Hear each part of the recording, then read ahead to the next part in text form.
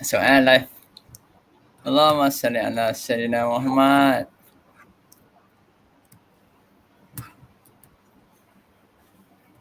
Cek dulu kita dah masuk belum.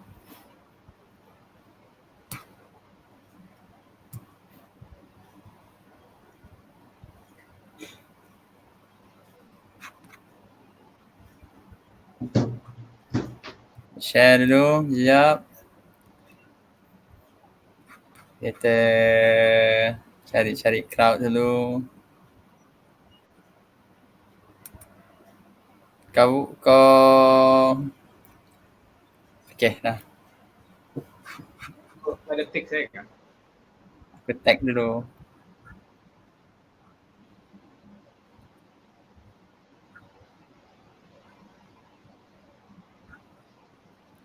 Macam aku nak tag kau ah. Apa? InsyaAllah. Okay, bismillahirrahmanirrahim. Tak memang. Nama salli ala Rasul Karim Alhamdulillah. Allahu Akbar. Selamat petang. Assalamualaikum. Masya-Allah sahabat-sahabat muka buku. Alhamdulillah. Petang ni kita bersama dengan tetamu special guest. Abang nurse kita. Abang nurse kita, masya-Allah. Dia tanpa meninggalkan masa kita nak perkenalkan lah abang nurse kita ni. Masya-Allah, Tuan Din Joseph. Tuan Din Joseph, kita berbangga lah, berbesar hati dapat bawa abang Din kita, abang nurse kita bersama dengan kita pagi petang ni. Masya-Allah. Alhamdulillah, kita tak nak sembang panjang tapi santai-santai.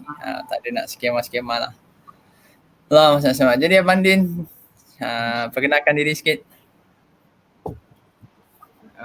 Masya-Allah, ta'aruf lah. So, bismillahirrahmanirrahim. Assalamualaikum warahmatullahi wabarakatuh. Saya Din Joseph, bekerja sambil berniaga dan saya buat bisnes Forever Living. Saya merupakan seorang Forever Business Owner dan saya founder dalam grup ICC. Under saya lah, Din Joseph. Boleh tengok page saya lah, ICC Din Joseph, insyaAllah. Oh, masya-Allah. Alhamdulillah, jadi itulah Din, Abang Din kita ni pun salah seorang daripada peniaga Forever Living. Forever Living product, masya-Allah, business owner. Forever Business Owner. Masya-Allah. Jadi kita pertama sekali kita tengok Abang Din ni selalu buat posting-posting yang menaikkan semangat lah kalau dekat Facebook tu. Selalu bagi kata-kata semangat, mutiara kata, rajin dia buat live, dia selalu share perkara-perkara yang baik. Macam mana Abang Din ni boleh bagi masa, Tuan Din ni macam mana boleh bagi masa dengan kesibukan kerja sebagai seorang nurse kat hospital, waktu yang padat, double shift kadang-kadang, sampai ke shift malam, bangun pagi terus buat live, masya-Allah, terus konsisten. Macam mana jadual harian dan macam mana Tuan Din boleh ni lah bagi masa Tuan Din ni, masya-Allah. So,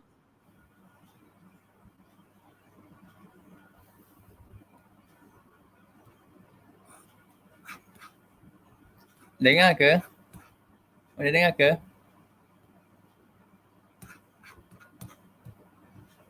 Dengar ke Din?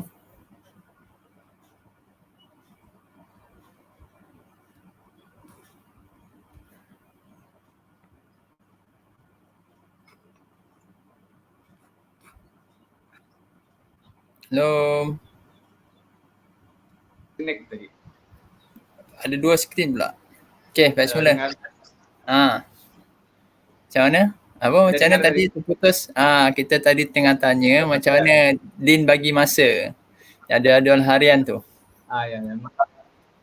Ini ada masalah teknikal tadi, out pula tadi kan. So insyaAllah semoga kita punya sesi kali ini berjalan dengan lancar lah. Kita doa sama-sama insyaAllah. Amin. So actually macam mana bagi masa, aspek topik bagi masa ni, kalau dalam isu bagi masa, actually bila kita jumpa banyak guru pun, saya pun baru jumpa beberapa orang guru, kebanyakan guru saya bagi tahu masalah masa ni depend sama kita punya disiplin. Dia bergantung sama disiplin kita untuk mengatur masa sendiri. Dan untuk disiplin kita ni, dia depend sama kita punya intention mau capai matlamat kita pula.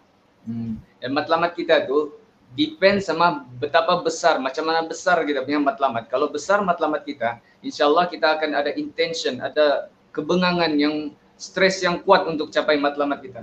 Bila kita stres, kita bengang, kita mau sungguh-sungguh buat capai matlamat kita tu, sanalah akan bina kita punya attitude, kita punya disiplin untuk atur masa. So insyaAllah masa ni sebenarnya kita bukan tunggu ada kosong. Kalau tunggu masa kosong memang tidak ada, sebab kita 24 jam tu terlampau singkat. Lagi-lagi yang orang sudah berkeluarga, ada keluarga di rumah, lagi besar komitmen dia. So actually masa ni dari kita, depend sama kita sendiri. So kalau untuk saya kerja dalam shift duty, pagi, shift petang, shift malam. Even hari ni pun saya shift malam, lebih kurang lepas Isya jam 8 lebih gitu mau masuk kerja sudah. Jadi saya guna masa yang sebelum kerja tu, saya guna sebaik masa sebelum masuk kerja tu, saya guna sebanyak mana masa yang ada, itulah saya manfaatkan dengan sebaik mungkin. So lepas saja subuh jangan tidur balik, jangan sambung tidur selepas subuh. Itu kunci dia, jangan sambung tidur lepas subuh. Terus habiskanlah amal-amal yang kita diajar-ajar, apa guru-guru kita ajar. Kita sempurnakan amal kita. Lepas tu terus, kalau untuk saya sharp jam 8, saya mesti depan laptop atau depan handphone buat live. Actually jam 8 sudah lambat bagi saya kalau baru mula live.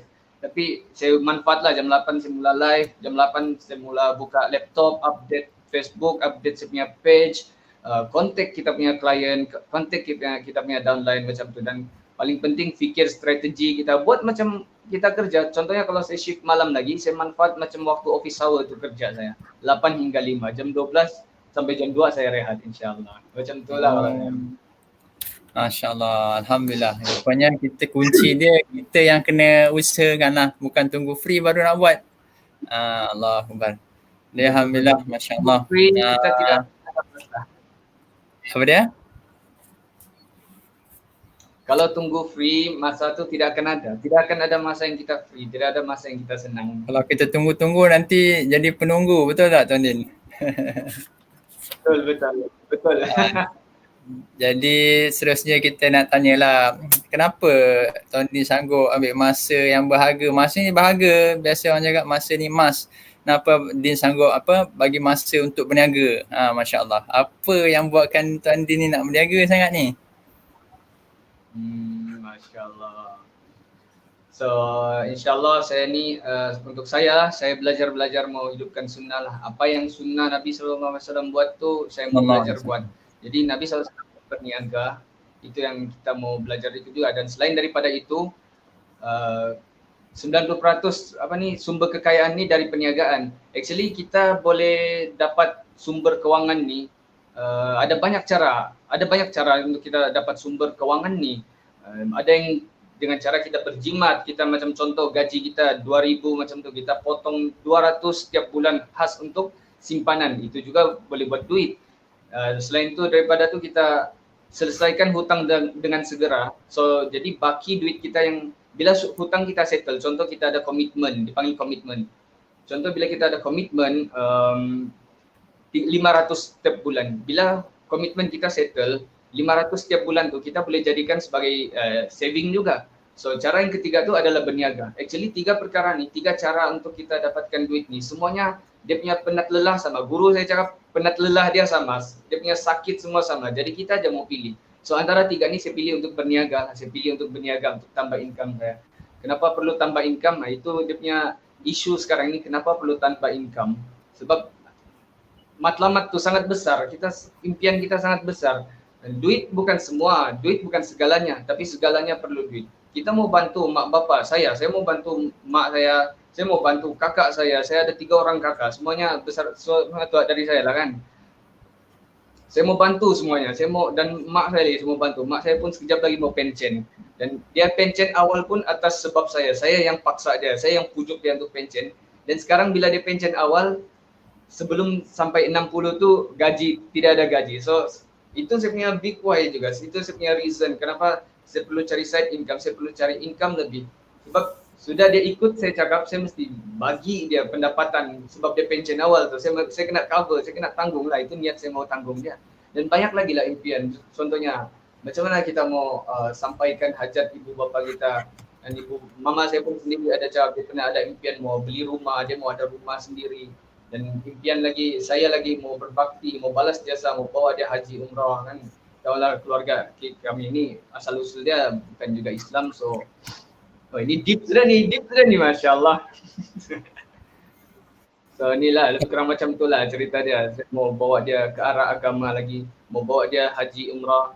Dan begitu juga kakak-kakak saya kalau boleh saya mau lipatkan diorang semua, bawa diorang supaya keluarga tu lebih rapat lah, lebih mesra, lebih erat. Hutang lagi mau settle hutang semua tu, Masya Allah. Itulah antara sebab kenapa sungguh-sungguh mau buat ni. Jadi maksudnya kita nampak lah Tuan Din punya big why ni sangat jelas.